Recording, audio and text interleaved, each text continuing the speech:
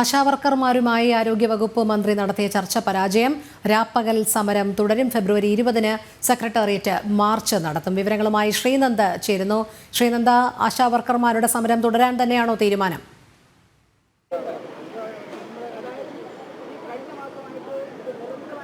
തീർച്ചയായിട്ടും രോഹിണി, ആശാവർക്കർമാരുടെ സമരം തുടരാൻ തന്നെയാണ് ഇപ്പോൾ തീരുമാനിച്ചിരിക്കുന്നത്. ധനകാര്യ വകുപ്പ് നടത്തിയ ചർച്ചയിൽ വകുപ്പുമായി തീരുമാനമെത്തിയ ശേഷമാണ് മന്ത്രി ചർച്ചയ്ക്ക് വിളിച്ചത്.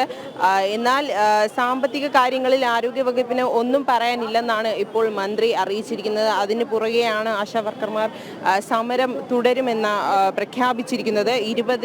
ഈ മാസം 20-ാം തീയതി ആശാവർക്കർമാരുടെ മഹാസംഗമം നടത്തുമെന്നും അവർ അറിയിച്ചിട്ടുണ്ട്.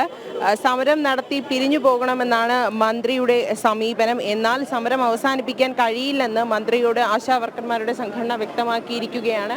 ഇവരുടെ അതിജീവനത്തിനായാണ് ആശാവർക്കർമാർ രാപ്പകൽ സമരം ഇവിടെ ഒത്തുചേർന്നത്.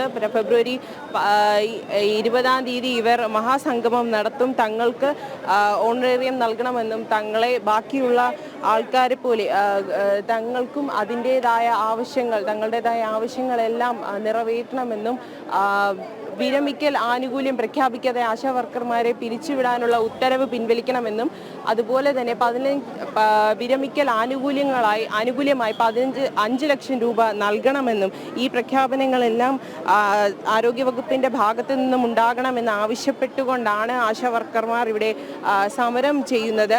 അതുപോലെ തന്നെ കുടിശ്ശിക തീർത്ത് ഉടനടി നൽകണമെന്നും ഓണറേറിയം വർദ്ധിപ്പിക്കണമെന്നും ഇവർ ആവശ്യപ്പെടുന്നുണ്ട്. വിരമിക്കൽ ആനുകൂല്യം പ്രഖ്യാപിക്കാതെ 62 വയസ്സിൽ ആശാവർക്കർമാരെ പിരിച്ചുവിടാനുള്ള 2022 മാർച്ച് 2-ന്റെ ഉത്തരവ് പിൻവലിക്കണമെന്നും ഇവർ ആവശ്യപ്പെടുന്നുണ്ട്. ഇന്ന് 6ാമത്തെ ദിവസമാണ് ഇവർ ഇവിടെ സമരം ചെയ്യുന്നത്. എന്നിട്ട് പോലും ആരോഗ്യവകുപ്പ് യാതൊരുവിധ നടപടികളും എടുക്കാൻ തയ്യാറാകുന്നില്ലാത്തൊരു കാഴ്ചയാണ് നമുക്കിവിടെ കാണാൻ സാധിക്കുന്നത്.